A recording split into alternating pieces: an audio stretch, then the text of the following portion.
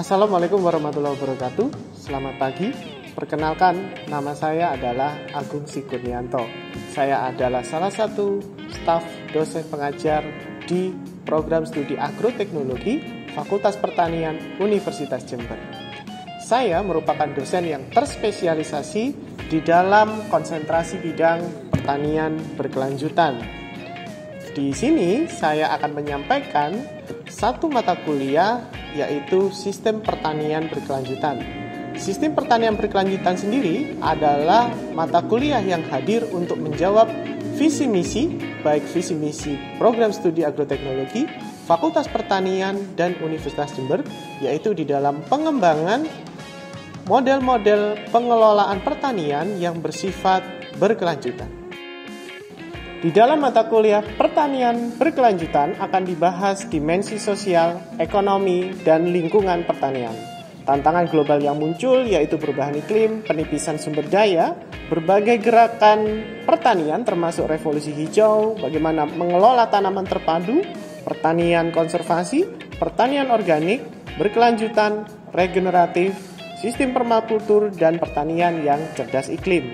Di dalam Sistem pertanian berkelanjutan terdapat materi pembelajaran yang akan diselesaikan di dalam 15 kali pertemuan dan meliputi beberapa bahan kajian, diantaranya konsep berkelanjutan di dalam pertanian, landasan pertanian berkelanjutan, dimensi sosial, ekonomi, ekologi di dalam pertanian berkelanjutan, mengevaluasi tipe sistem pertanian, menerapkan etika lingkungan dalam penerapan pertanian, kejadian dan dampak degradasi lahan, tantangan dan peluang di dalam penerapan sustainable land management, mengelola kesuburan biologis tanah, pengelolaan sistem pertanian tada hujan, konsep strategi dan taktik paradigma integrated pest management, difusi inovasi teori di dalam integrated pest management, dan yang terakhir adalah peningkatan penggunaan tanaman inang yang resisten di dalam integrated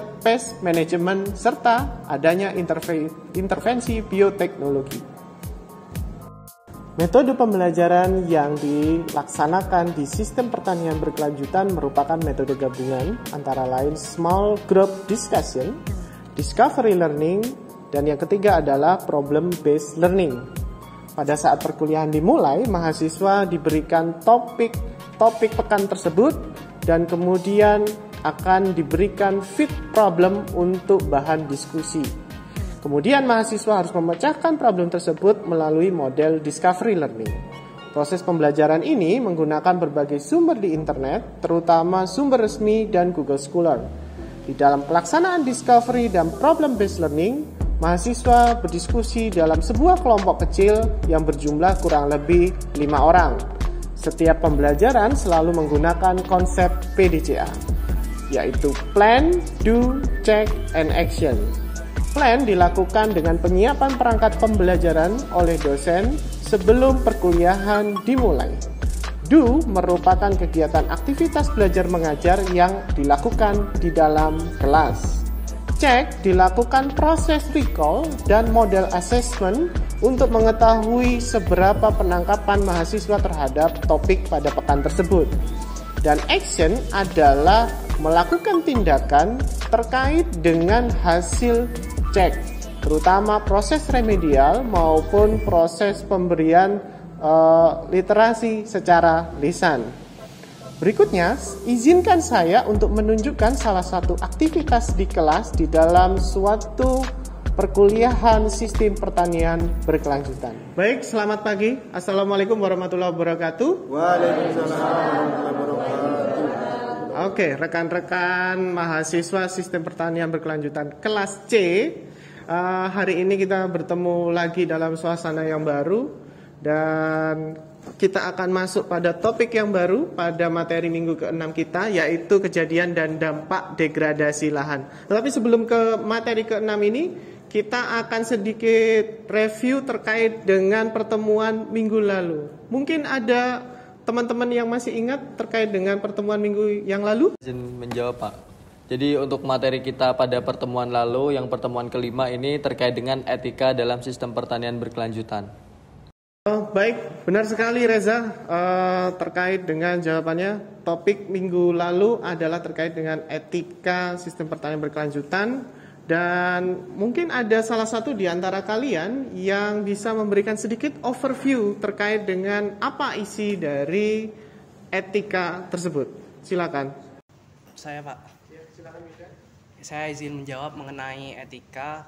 Etika sendiri merupakan etika diambil dari kata etik yang mana menunjukkan batasan diri dalam melaksanakan sebuah metode sistem pertanian berkelanjutan, yang mana dalam pandangan pertanian jika suatu pertanian dikatakan pertanian berkelanjutan jika memenuhi 3 pilar pertanian berkelanjutan, yaitu lingkungan, ekonomi, dan sosial. Kali yang dikatakan oleh Wildan tadi bahwa etik itu sangat berkaitan dengan 3 pilar dalam sistem pertanian berkelanjutan. Nah, sebagai sedikit gambaran teman-teman semua, saya akan menggambarkan pilar. Nah, pilar itu kalau kalian melihat rumah, ada pilar, itu ya, itu menyangga sesuatu.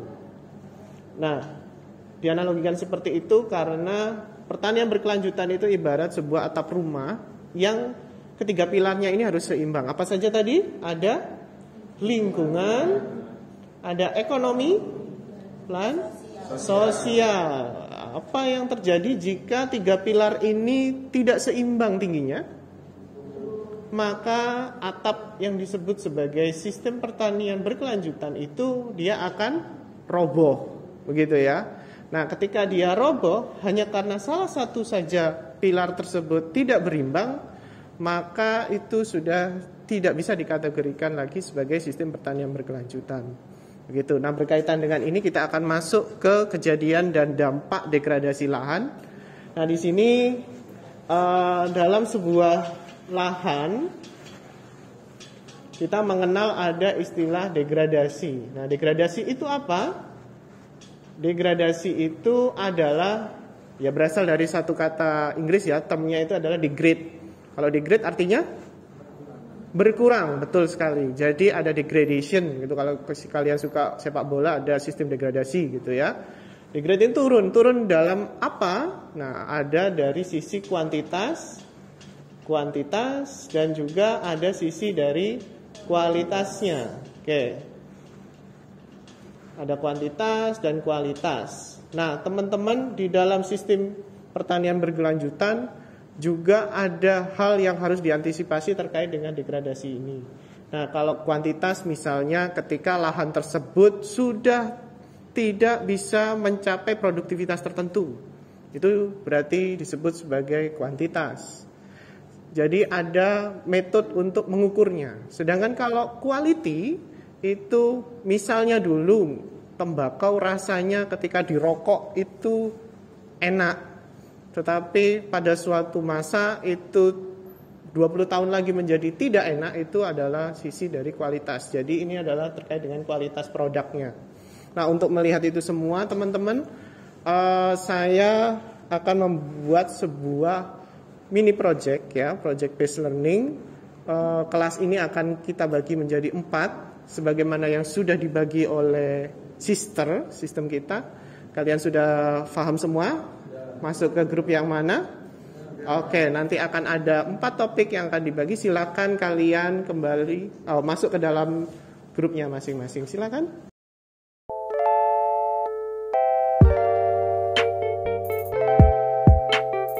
Oke, baik teman-teman semuanya. Kalian sudah berkumpul dalam kelompok kalian masing-masing? Baik. Di depan ada 4 topik yang akan diselesaikan. Kalian akan berdiskusi terkait yang pertama, kelompok pertama adalah terkait dengan degradasi di lahan miring. Yang kedua ada degradasi di tepi perairan. Lalu yang ketiga, kelompok 3 akan mendiskusikan degradasi pada sistem pertanian padi konvensional. Dan yang keempat, kelompok 4 akan berdiskusi terkait dengan lahan hortikultura konvensional. Silakan kalian membuka berbagai sumber yang bisa terpercaya. Kalian akan mendiskusikan bagaimana kejadian degradasi pada masing-masing lahan tersebut, baik secara kualitatif maupun kuantitatif.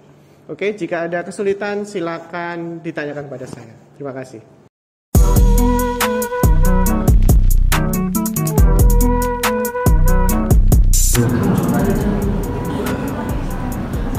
Di sini ada juga aku baca juga itu potensi degradasi lahan diduga dengan pendekatan yaitu dari tumpang susun atau overlay dan teka-teki tematik dan juga ada metode skorsing.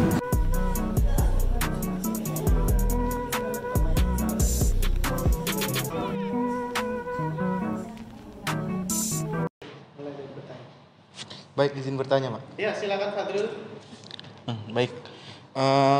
Kebetulan kelompok kami ini mendapat materi terkait degradasi pada lahan miring. Nah, berdasarkan diskusi kelompok kami tadi, kami menemukan bahwa ternyata salah satu tanaman yaitu tanaman sengon, Pak. Ini salah satu tanaman atau komoditas yang baik secara agronomis dan agroforestry.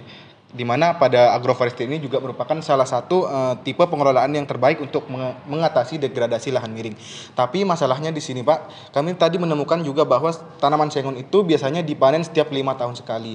Nah, pada saat pemanenan lahan sengon itu, biasanya lahan sengon ini menimbulkan masalah baru di mana ada kemungkinan degradasi juga, Pak. Nah, kira-kira kalau seperti itu bagaimana cara mengatasinya, Pak? Ya, benar sekali yang ditanyakan oleh Fadrul, teman-teman. Golongan legum itu memang ciri khasnya tumbuh secara cepat. Jadi untuk pemulihan degradasi lahan itu paling banyak digunakan. Sayangnya dalam sistem agroforestry untuk sengon, ya, albacea itu banyak digunakan sebagai tanaman penaung. Dia memang tumbuh secara cepat, tetapi kerugiannya adalah kalau kita bisa membelah secara anatomi, kita akan melihat di dalam selnya itu, di dalam vakuolnya itu banyak tersimpan rongga udara. Itu yang membuat volumenya nampak besar, tetapi berat bobot masa jenis kayu dari sengon itu sangat ringan. Jadi itu yang akan memenuhi sehingga 5 tahun itu bisa dipanen dengan ukuran yang kurang lebih sangat besar, ya, di atas 25 cm diameternya. Nah, setelah itu dipotong, tentu ruang ekologis yang ada di lahan miring tersebut akan drop. Nah, itu terjadi yang namanya degradasi, terutama degradasi nutrisi, degradasi juga sifat fisiko-kimia lingkungan, dan juga nanti tanaman apapun yang berada di bawah sengon umumnya dia akan langsung ngedrop juga produktivitasnya. Nah, bagaimana cara menanggulangi tersebut? Jika ingin kalian menggunakan sistem pengelolaan agroforestry, kalian bisa lihat di Scholar sendiri. Ada mungkin gunakan kata kunci multiple role tree, ya. Jadi peran tanaman dengan berbagai fungsi, ya. Jadi kalau di sistem agroforestry tidak boleh penggunaan sistem penaung yang dia itu sifatnya panen secara berkala 5 tahunan, karena itu akan ngedrop semua produktivitasnya, termasuk salah satunya kopi itu. Ya, silakan bisa kalian cek sendiri di dalam Google Scholar.